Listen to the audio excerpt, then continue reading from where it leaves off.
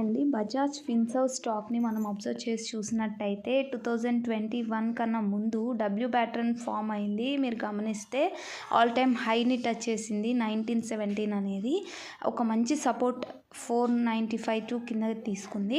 So ఇప్పుడు మనం observe చేసి చూసినట్టయితే సేమ్ అలాంటి డబ్ల్యూ ప్యాటర్న్ని మళ్ళీ ఫామ్ అవుతూ ఉంది. 1547 అనేది ఒక మంచి సపోర్ట్ మార్కెట్‌కి ఇక్కడ మీరు అబ్జర్వ్ చేసి చూస్తే. సో ఇది గినుక బ్రేక్ అయింది 1917 అంటే మాత్రం హ్యూజ్ ర్యాలీ వస్తుంది.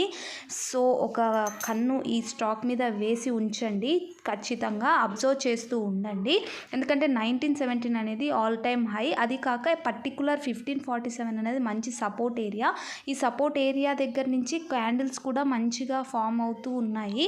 సో 1917 టచ్ అయినాక మార్కెట్ ఆల్ టైమ్ హై చేస్తుంది కదా, ఆ పర్టికులర్ ఏరియా దగ్గర నుంచి బై చేసి పెట్టుకుంటే మాత్రం